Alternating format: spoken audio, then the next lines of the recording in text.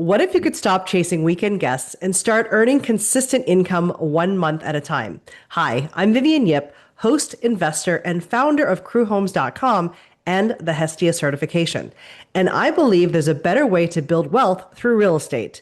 Welcome to the Midterm Rental Movement podcast, where I sit down with real hosts from all walks of life who are building real wealth with furnished rentals and without burning out.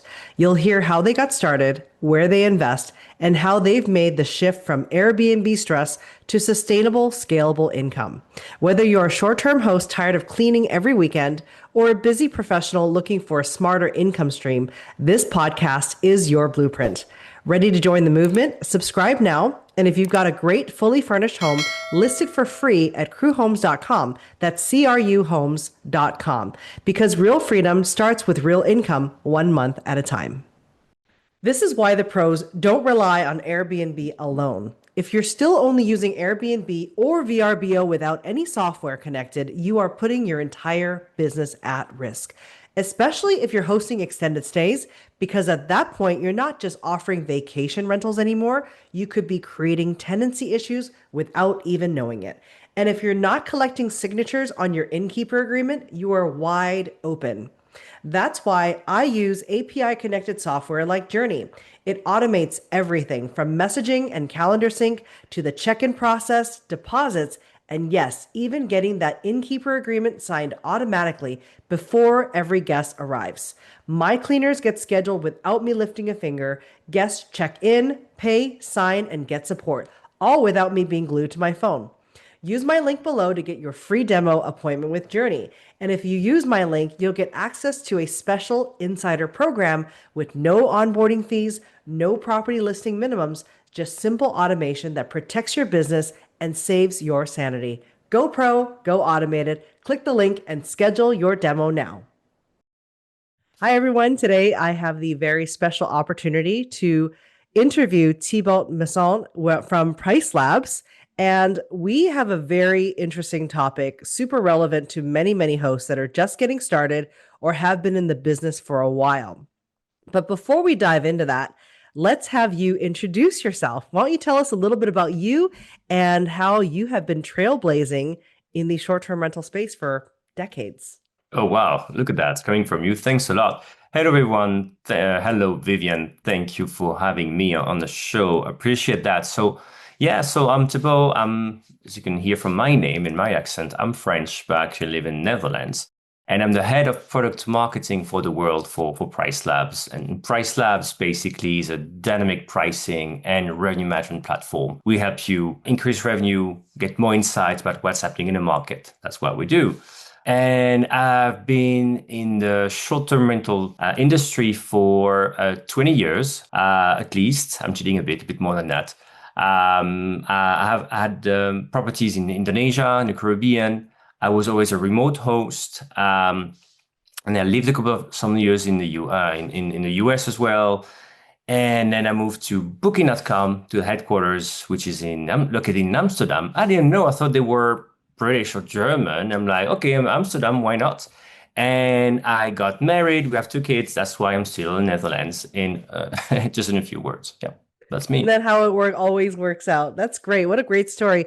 I read something really interesting in your bio about how you were basically one of the first people to build short-term rentals. What is it, in the jungles? And what is it? What did you do there? Oh, it's a good one. So we had houses in the Caribbean. Basically, my ex and I, we went first to the Caribbean once, and we're very young, and we saw beautiful villas, like, oh, so dreamy. Let's just pretend we have the means and visit a few of them. We did, and we talked with a real estate agent. And it was 25 years ago, before Airbnb, of course. And he's like, you know what? This house is a business. And on the island, the banks will lend you the money, because you're French, it's a French island. You have steady jobs in Paris. They can give you a loan, and you could have this house. That was not the fanciest villa, but you could do like, oh, that's interesting. And then we had a friend doing the same thing in Indonesia, in Bali. It was like, that's so far away, but let's just visit, right? If you have a friend doing this, you should visit, go and visit. And like, wow, it's so beautiful, rolling rice paddies, black sand beach, the volcano in the far, in the background, like, oh, I love this. I love this. And we said, let's just do the same. Let's build a house as it did. It took us actually 3 years, long story. And then I realized, fantastic, we built something for us, but that's a big mistake because it's too far away from the city where the property management companies are. Because remember, I don't live there. So I need somebody to handle this, to welcome the guests, go there if there's an emergency. And all the agencies would say, that's just beautiful, but too far away. We can't send anyone there. Like, oh my, that's how I started working very hard on direct bookings, listing my properties on my own. And, just like many of you listening to this, just trying to be not just remote host, but very, very remote host that's very involved in getting bookings and revenues. That's my story here. That sounds amazing. So if you were to do it all over again, would you? Yes and no. We sold the house last year. I think the mistake is like, are you building something to make you happy or are you investing?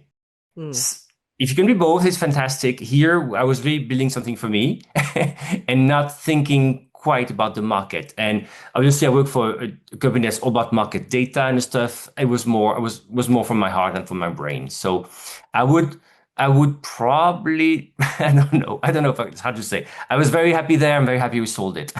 It's yeah, that's great. Great story. Well, I wanted to pivot now. As you guys can hear, Tíbault's been in this business for quite some time. Now works with the leading revenue company in the world for short-term vacation rental management, short-term rentals in general. So, there was a interesting plot that was thrown against all Airbnb hosts by complete surprise at the end of August, and it's a really hot topic right now. Why don't we dive into that for a moment? Because it was actually the reason why you're here is because your LinkedIn post really caught my eye. As you know, I run almost 30 properties here in the Austin market. We use a property management software, and suddenly we're moving from a 3% fee into a, what is it, 15.5. 15.5% model. So, what Airbnb is doing is that it used to be that Airbnb would charge the guest a booking fee. And that Mm-hmm. booking fee was somewhere between the range of 14 to 16%. And then the Mm-hmm. host would pay a 3% fee. In my mind, 3% as a host to Airbnb, take my money. That is a really good deal for advertising on the largest platform in the world. However, now we're being told, but by August 20 or October 27th, our fees are going from 3% to 15.5%. And when I first read that, I was like, oh, that means we just raise our fees by 12.5% and we should be Mm-hmm. even. And I think a lot of people thought this way as well until I read your LinkedIn post. So let's go through that today. Yeah, and it's very happy to be here. And again, um, so what they announced, and it was so badly announced, and just like this, was an email and some page, and the page is not really well written, I must say. Basically, mostly if you are in the US and you connect to Airbnb via a PMS, property management system, or a channel manager. So there's some kind of piece of software basically between Airbnb and you. You indeed, after October 27th, will be under this host fee model. Exactly as you said, Vivian, it means that you'll be paying 15.5% to Airbnb. So more like they will take 15.5% out of your revenues, while the guests will no longer have a fee. So we've been through this. I've been through this. So which is good because in hindsight, can see how it happened. And it was the same. It was like, wait, this channel, which was great, 3%. I was like, 3%, you're right. It's the biggest platform. And you're like, that's the processing fee. That's my transaction fee, right? If I were to take a direct booking with my bank have fees when I process a credit card, it's not 3%, but it's kind of close to 3%. So you're like, makes sense, right? It's a business cost operating. So again, so to be clear, right? So if you, for example, directly list in Airbnb without a PMS, you're not affected. If you're directly connecting, for example, a PriceLabs to Airbnb via PriceLabs direct connection, you're not affected.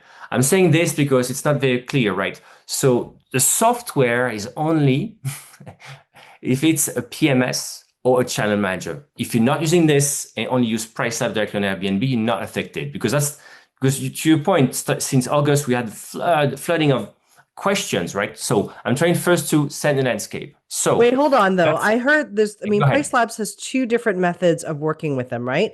One Mhm. is using a percentage model, and then the other is just a flat monthly rate. Remind me what those models are with PriceLabs and if either of those are impacted. You mean the cost of PriceLabs? Yeah, I think there's two different programs that PriceLabs Yeah, correct. offers. Yep, exactly. So um, you're right. You're right. The way PriceLabs works. So PriceLabs basically we analyze the data in the markets for each listing. We're going to create a pricing model. We look at seasonality. We look at the trends this year. We're going to look at the occupancy of each listing, and from there build price recommendations. And we have two ways to send them over to Airbnb in the end. Either directly, if you don't have a PMS channel manager, directly just we connect to your Airbnb account. We have an official integration with Airbnb. We're happy to be partners. And we send the prices. Or if you're using a PMS channel manager, we connect to your channel manager in PMS. And from there, everything will be sent out by your PMS or channel manager to Airbnb. So the second case is the one we're talking about today. That's the one that's really been affected by this. Okay. Meanwhile, in terms of pricing model for PriceLabs, indeed, most of the case people subscribe to our flat pricing model, which means basically it starts at $19 per month for one listing. And the more listings you have, the cheaper the cost. In some cases, and that's really for most people, it's the cheapest case. From others, we can take a percentage, like 1%, for example. And that makes sense in some cases. For example, for very big companies for whom it would not make sense, or very super seasonal businesses that do not necessarily want to pay a fee. But again, most of the cases this, and this is not affected. This is changing, not changing. On this, we're good. Okay, great. So basically, if you're connected or using a property management system like OwnerRes, like Hospitable, like Journey, which is what I use, you will be impacted by this fee change. So walk me through why you believe the fee is not 15.5% off the top. So let's say more that to your point, let's say if you don't do anything, if you're not doing anything, what does it mean? It means that basically Airbnb, instead of taking 3%, is going to take out 15.5% out of this. So you can feel that to preserve your payout, you want to increase your prices by a certain percentage or amount. We're going to discuss that, but you feel you need to increase this. And you have room to increase. Why? Because exactly as you said, Vivian, the guest fee has disappeared. It's zero. So you kind of have the room. Basically, if you think about your pricing before, we had the nightly rates plus some rates that the Airbnb was taking, plus the commission fee, the guest fee.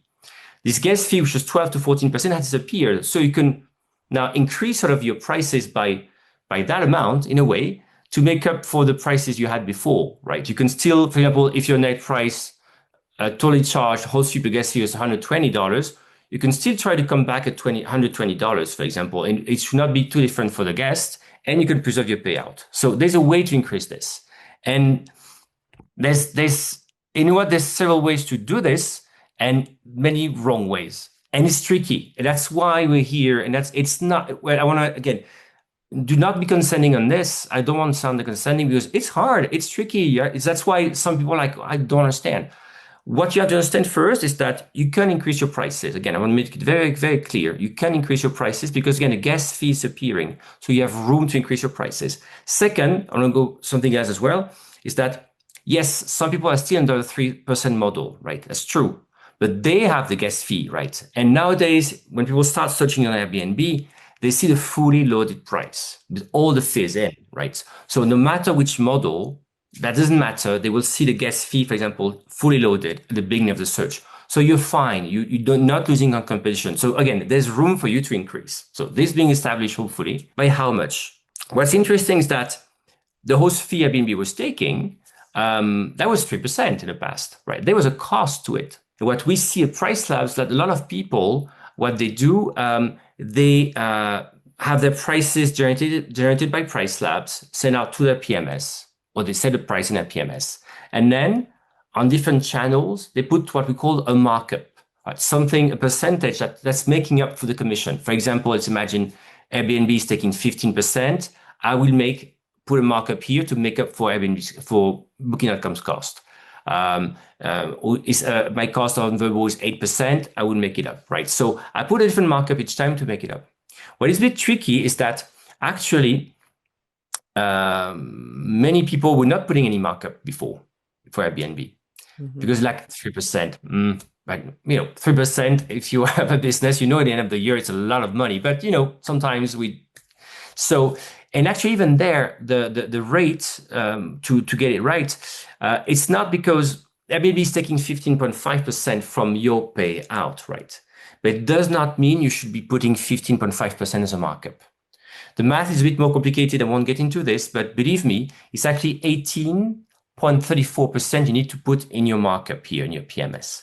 Why? Because basically it will give you, imagine if you're putting a price in your PMS of $100 a night, or we send $100 a night by PriceLabs. If you add to it 18.34%, your nightly price will be 118.34%. If I take 15.5% out of this, it's $100. You realize this basically, right? Because if I would just, how to say that? Let's imagine that the markup would be 10. The Airbnb's fee would be 10%, right? If I put 10%, I increase my price by 10% from 100, that would be 110. But if Airbnb takes, let me rephrase it clearly. Let's imagine Airbnb's host fee is 10%. And I'm like, okay, I'm going to set 10% as my markup. So if my nightly rate generated in my PMS by PriceLabs, for example, is 100, then I will display 110 on Airbnb. Airbnb takes 10%, but 10% of 110 is not 10. 10% of 110 is 11. I end up with 19.99. So you can feel that, again, there's some math around this, but you can feel that you need to increase by more the markup, because in the end, Airbnb is going to take 15.5%, so it has to be higher than 15.5%. And the math is 18.34%. So that's the markup. So if your prices if you already had, for example, some price, so that's the markup, right? If you're not using the system, it means basically your prices are increasing by 14%. Because if you had before 3%, you're taking 18.34%, it's roughly 40%. But that's all you have to remember. It's not that complicated. If you have a PMS, all you have to think is that, okay, I'm going to send my prices to the PMS. And from there, for each channel, I will add a markup. And the markup for Airbnb is 18.34%, so that your prices go back to the rate where they were for the guests. Guests pay the same price in the end, and you get the same payout. That makes total sense. But you see how difficult it is. It's if you're driving, you'll be like, oh my God, what I'm hearing, right? I know it's hard. So there's the math. You can go to our website for this. The math is there. But again, that's why there's so much confusion, right? Wait, what's a markup? It's not 15.5%. So I completely understand why it's very troubling, right? Well, that's really great insight. Thank you for sharing.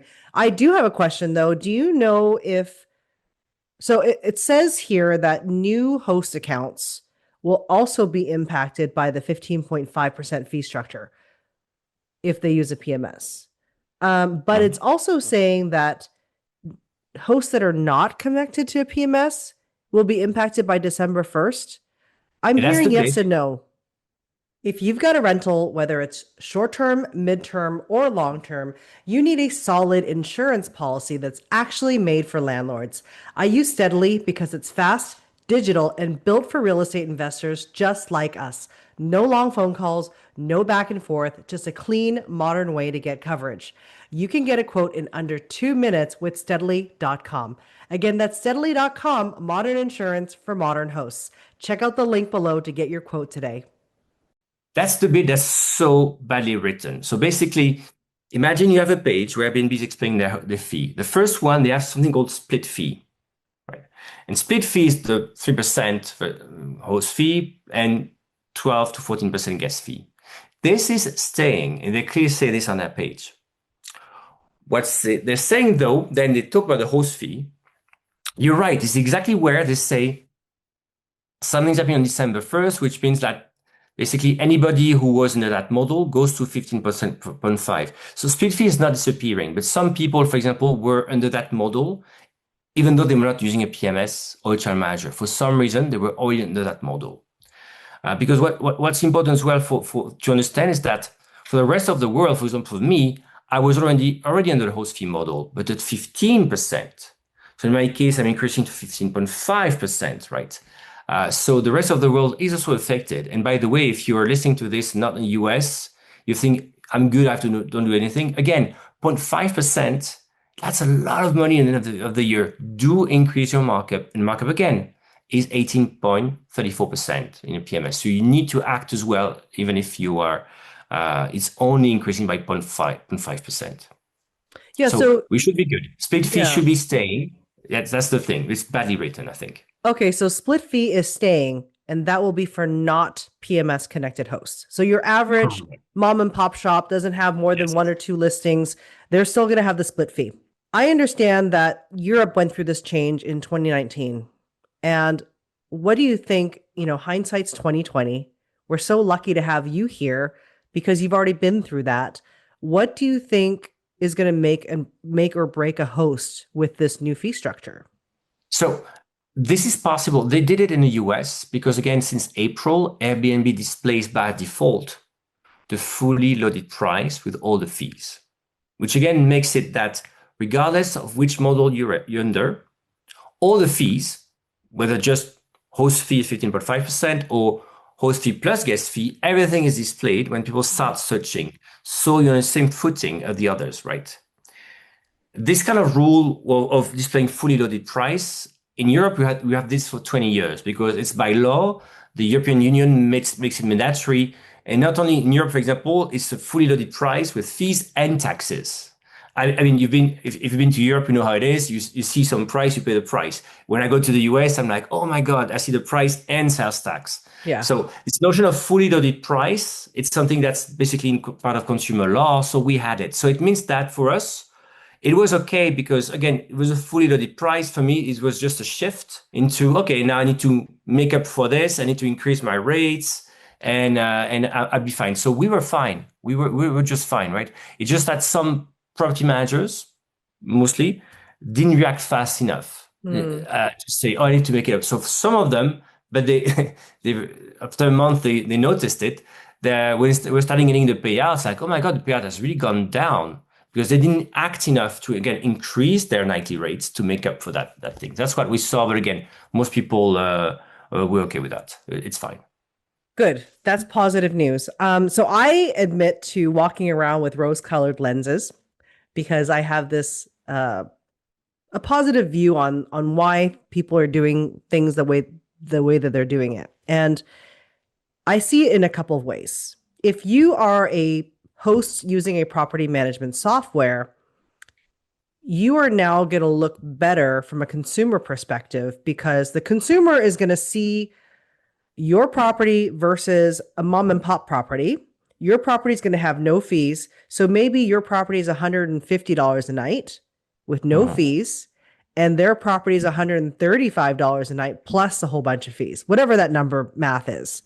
Suddenly, they feel like they're getting a better deal or better value because they're getting a better property or a comparable property for the same price, but $15 of that fee from the other host is just going to fees alone. So I think, like, even if I'm renting a car, for instance, and I see everything's included, I'm like, oh, that's great. I don't even have to think about it. Mhm. But then I see the gas fee, the insurance fees, all these other fees. I'm like, God, why are there all these fees? I feel like that might put us in an advantageous spot.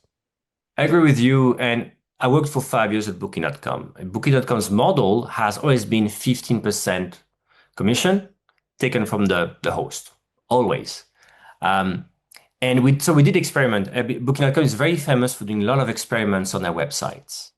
And exactly as you said, Vivian, right? If we show final price being the same, but if we have a line that says there's a service fee of whatever amount, it converts less. Just the data shows it, right? So indeed, so if you don't have a guest fee now, you have one more. You're supposed to convert more than somebody with the same final price with that line guest fee because exactly as you said, that's psychology. Psychology kicks in. You're like, that's more expensive, or oh, look at them with this hidden fees. That's not clearly not a hidden fee, right? But right. And so what's important there as well for Airbnb?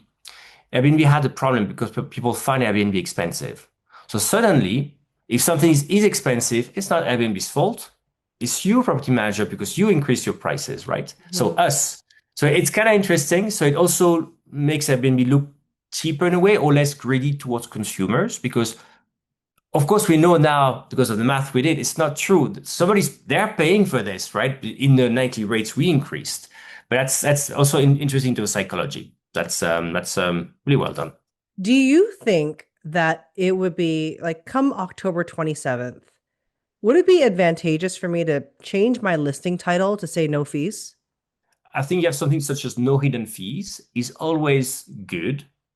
Um, right? But of course, if you don't have an extra fee, if you don't have all these fees that are possible as well, right? So you have to live by your promise, obviously. Why not? This you saw me. I was pausing because then I would check Airbnb's what Airbnb is saying around fees, right? Hmm. What are they saying in the title? Can you actually say that? If you can, why not? Hmm. Why not? Can Yeah, you I say think that, no hidden? People hate no hidden fees. You can say no hidden fees. Why not? Because if you say no fees, people may not. We know what you're talking about, but people may not know. If you say no hidden, looks like okay, it's transparent. yeah. I mean, some people shop with their, I mean, everybody shops with their eyes and look at the listing titles. So maybe that will be helpful. I think it's worth testing, running almost 30 properties. We can test a few of our listings to see if that at least gives us more better positioning on our insights with our landing on the first page or even Mhm. the booking to conversion rate. Yeah, it'll be interesting. So, do you think that hosts that do not transition to a property management system would be at a disadvantage? So that's you mean people who not do not use a PMS, right? Right. People just like, oh, I didn't. I mean, in my business, I mean, I've been doing this for 6 years and I talk to a lot of Yeah. people. I would say 80% of people don't even know that a property management system exists. I understand that, and a lot of people, maybe not in midterm rental, but certainly in short-term rental, a lot of people's business here was born out of the Airbnb ecosystem, right? So they would just list on Airbnb, they're just on Airbnb. So they don't really need a PMS in a way because Airbnb is their PMS. It's also where Airbnb is going, right? Airbnb want to be the all-in-one solution for you so you don't go elsewhere. Now, as soon as you start listing on several platforms, you have the issue of syncing your calendars, that not getting double I bookings. learned the It's the hard way. base. I know it's the basic thing. It's the nightmare of everyone. Heart It's just stopping. right? And again, I was a remote host, so I was not even on the same time zone to be able to react in time. Nightmare. So I went even with my two properties, I went immediately to technology. I'm like, I just need to sync these calendars. That's called a PMS. Okay, give me the cheapest one, but reliable. I will go for that. And then I discovered what else the PMS can do. But that's the thing, right? It's like the PMS then enables you to sync the calendars, so hence then to start opening up to Booking.com, for example, Verbo, WinStay for last minute. It's really good. WinStay is a good channel to get last minute bookings. So that's enabling you to depend less from Airbnb. If you have a business, of course, you don't want to depend on just one supplier or one channel, right? You want Mhm. at least be ready to open up on something else, right? If Yeah. should something happen, I should think something what I happen. meant by my question was, though, do you think that moving on a property management system will benefit them from a consumer's perspective, since the consumer will now look at the mom and Oh, pop and be like, whoa, I could book with this guy that has 5 reviews and has a bunch so of fees? Or do I book so with this person that has 200 reviews and has no fees? when Airbnb did so 4 years ago in Europe, Airbnb told us that conversion of people with no guest fee was 10% higher. Mm. I've not seen them make any such claim when it happened to the US. But again, my past at Booking.com, a competitor to Airbnb, we saw that, right? There's certain effects. So why not? Why not? If you think gas fee is going to be very big, that could be indeed a deterrent, right? Now, remember, you also may have your cleaning fee as well. That's called a fee on Airbnb, right? If you say I have no fee, it means that maybe you have to bake in as well your cleaning fee in the nightly rate. So things become difficult, right? But why not? Again, 12 to 14% fee, that's a lot of money It is a lot of if you look money, at line, right? A breakdown of line. So why especially for not? But midterm again, rentals. right. But if you have a huge cleaning fee, and you accept 2 night booking, that's not going to make up. People will see this huge cleaning fee, like, oh, what is that? So again, it's hard to have a one size fits all answer here, but you get the feeling. Right? Yes, in some cases you can help if you have a small cleaning fee or no cleaning fee at all, for Yeah. example. Yes. So how is PriceLabs adjusting how their dashboards or data works based on this new information? Are we going to be able to tell which hosts are property management connected, which ones are able to raise more fees, which ones have more conversion? Mhm. Is that information that PriceLabs can provide in the data sets? Yes. So first thing is, again, what I said first,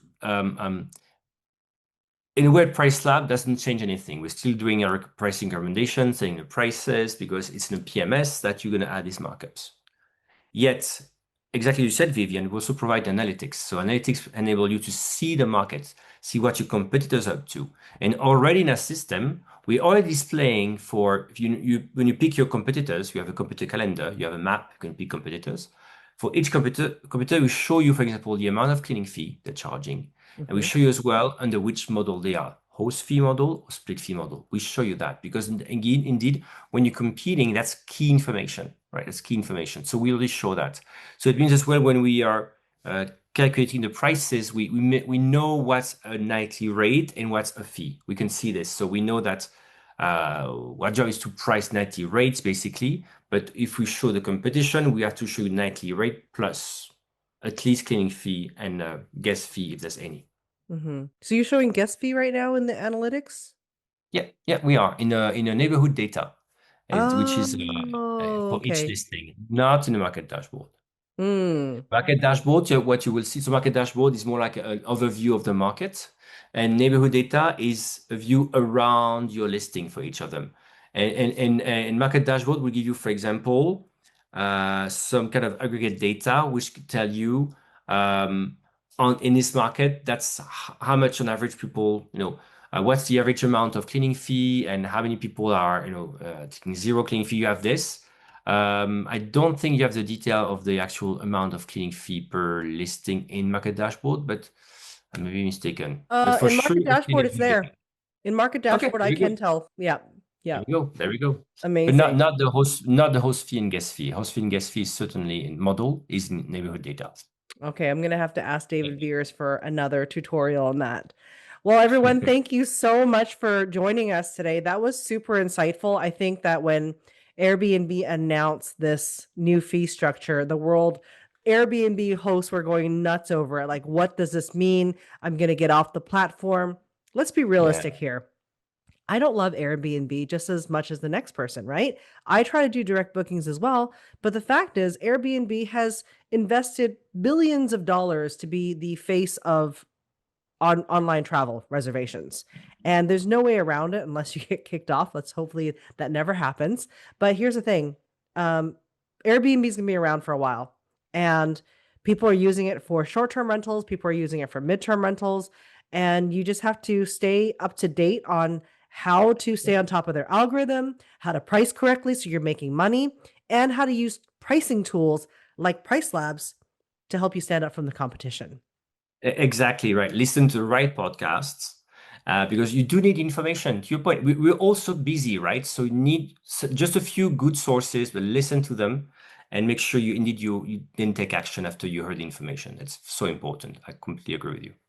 Well, thank you for dropping all the nuggets of information today. I'm so happy that you were able to join me. I know I kind of caught you a little bit last minute, so I'm glad we're able. I'm going to release this before the actual pricing change so that everyone has Mhm. the information they need. And if you're looking to use Price Labs, make sure you check the show notes. I have my referral code there for $10 off your first month. And I also have tons of training using Price Labs on not only how to price yourself competitively for short-term rentals, but I have something called the predictable pricing method that I use exclusively for midterm rentals. And I also have another course called the Gap Proof Booking Method. So both of those combined are my MTR fundamentals. You cannot know midterm rental strategy without those two items. And I highly hope that you take advantage of that. So thank you again for joining me today, and we'll catch you on the next show. Goodbye, everyone. Thank you again, Vivian. Take care. Goodbye. Welcome to the ARC Watchtower. Do you know what the major online travel platforms actually cover? Most hosts don't until it's too late. Payout delays, denied claims, and no protection for direct bookings, midterm stays, or reverse arbitrage setups.